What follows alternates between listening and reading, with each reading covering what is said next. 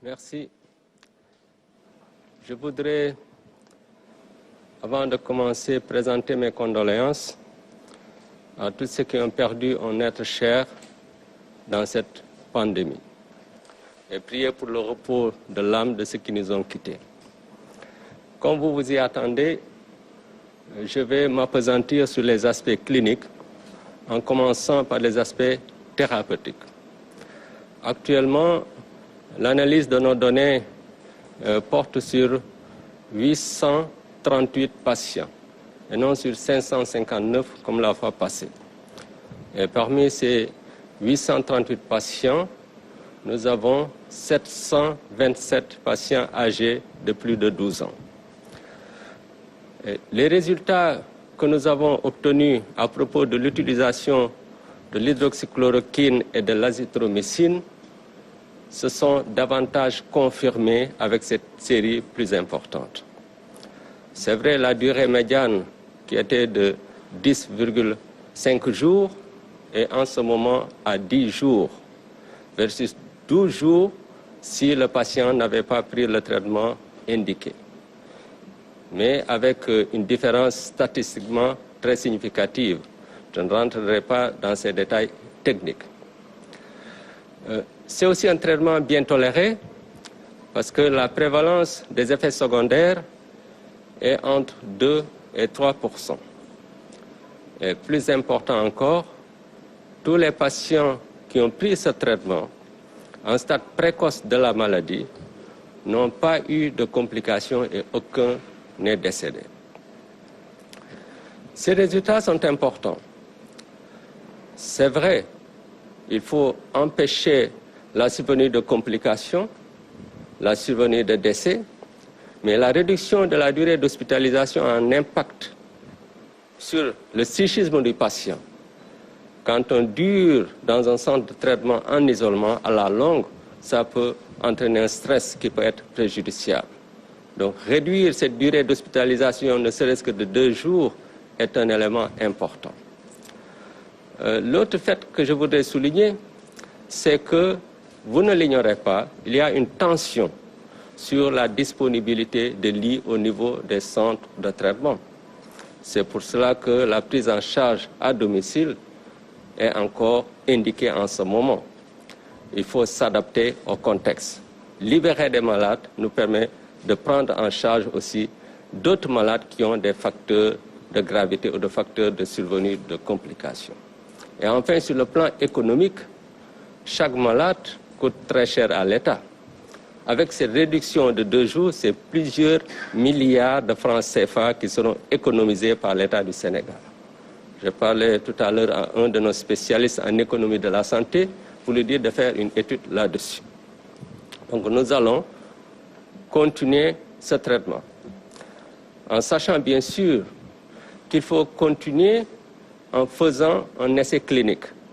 Si on s'était basé sur l'essai clinique, on n'aurait pas commencé le traitement jusqu'à ce jour.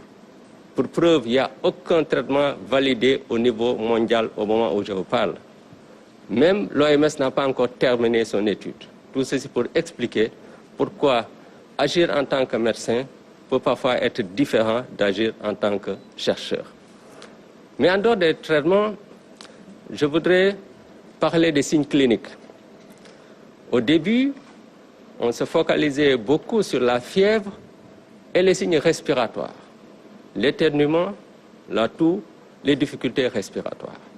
Mais chaque jour qui passe nous montre que plusieurs types de signes divers et variés peuvent être observés, ayant trait à l'atteinte d'un appareil ou de plusieurs appareils au système de l'organisme. Je ne vais pas détailler tous ces signes, mais 2 signes ont attiré mon attention. C'est l'anosmie et l'ageusie. L'anosmie, c'est la perte de l'odorat. L'ageusie, c'est la perte du goût. Plus précisément, un trouble de la perception du goût du salé, du sucré, de l'amer, de l'acide et même du goût du glutamate de sodium. Ces signes sont évocateurs de Covid-19 durant cette période. Je ne dis pas spécifique parce qu'on peut les voir dans la grippe et dans d'autres pathologies. Mais dans plus de 50% des cas, les patients qui présentent ces signes, quand ils sont testés au Covid-19, s'avèrent véritablement être infectés par le virus SARS-CoV-2. Je vais donc inciter à ceux qui présentent ces signes de s'auto-isoler pour éviter de contaminer leur entourage, mais aussi de saisir la cellule d'alerte pour que le nécessaire soit fait pour une meilleure prise en charge dans les meilleurs délais. L'autre élément sur le plan clinique qu'il me paraît essentiel de souligner, c'est la possibilité de survenir de séquelles. Les séquelles peuvent être de plusieurs ordres. Même si ce n'est pas courant, c'est important d'avoir cela à l'esprit. Et je le souligne parce que j'aimerais que les patients qui ont eu un rendez-vous, que ces patients-là respectent ces rendez-vous qui leur sont donnés. Je peux donner l'exemple des séquelles respiratoires, la fibrose pulmonaire qui peut survenir chez des patients qui ont eu des lésions pulmonaires étendues durant la maladie. Un rendez-vous leur est donné en général 3 mois après la sortie pour faire le bilan de la situation. Et ceux qui n'ont pas eu de rendez-vous doivent également consulter s'ils sentent un signe qui leur paraît anormal, même plusieurs mois après la guérison. Ceci dit, avant de terminer, je vais, pour une fois, répondre à 3 questions qui m'ont été posées. Habituellement, je ne le fais pas, mais je pense que je vais prendre la liberté de le faire aujourd'hui. La première question m'a été posée par Saleh Gueye de Seneweb, qui pose des questions à propos du Covid organique, où il parle de lenteur. En réalité, il n'y a pas de lenteur. La recherche scientifique a ses normes. Même la recherche concernant des médicaments connus prend du temps. Je vous l'ai dit tout à l'heure, il n'y a aucun traitement validé internationalement à l'heure actuelle. Même l'OMS n'a pas fini son étude. Alors que dire d'une étude qui porte sur un produit dont on ne connaissait pas encore tous les constituants? Il y a des études précliniques qui ont été menées sous la houlette du directeur de la pharmacie et du laboratoire.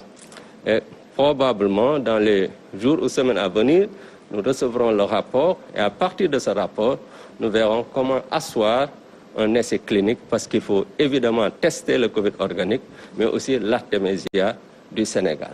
Donc, le processus suit son cours. La deuxième question, c'est celle de Awa Gueye de RFM, qui pose des questions, je crois, en rapport aux différents aspects de la maladie. Oui, nous avons une mine d'informations sur cette pathologie. Mais évidemment, nous ne communiquerons publiquement que sur des éléments qui permettent de donner des recommandations ou des conseils.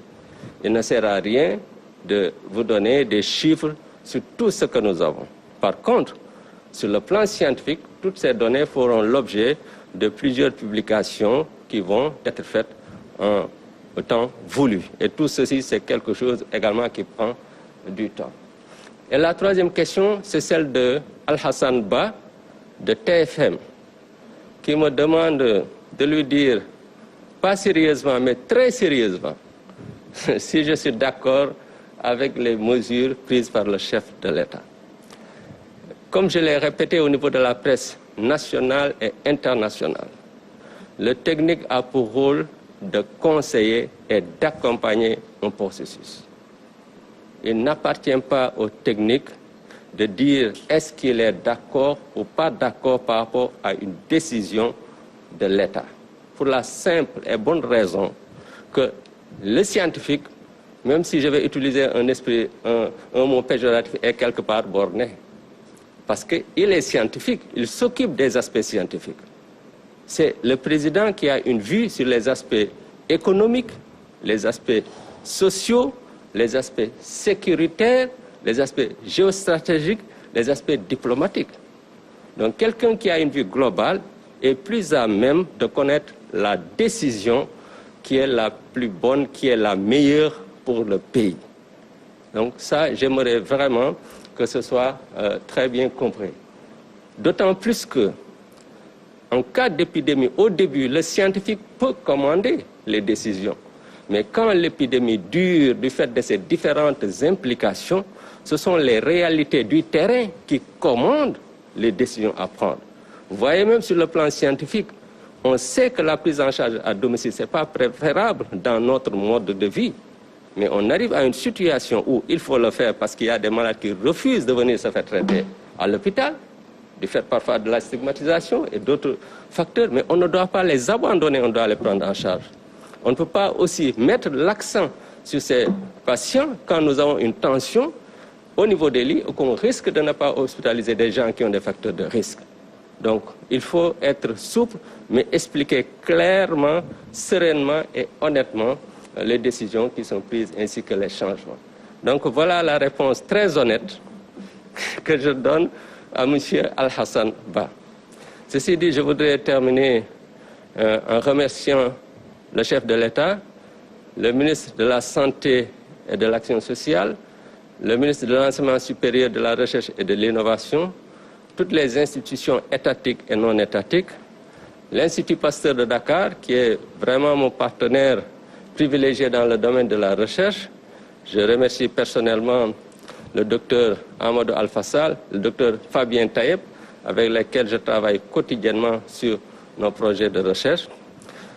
Mes collaborateurs, parmi lesquels mes deux points focaux nationaux, le colonel Pape Samba Ba de l'hôpital principal de Dakar, le docteur Ndeye Aïssatoullah, qui est au service des maladies infectieuses, qui ont sillonné tous les pays pour nous aider vraiment à mieux prendre en charge cette épidémie sur le plan du traitement et du suivi. Je remercie la presse pour leur accompagnement dans la sensibilisation. Je remercie tout le peuple sénégalais pour leur accompagnement et leur prière, en disant que la communauté fait beaucoup d'efforts. Moi, j'en suis convaincu, malgré toutes les critiques, nous devons quand même continuer à faire de la sensibilisation. Je vous remercie de votre attention. Je vais maintenant passer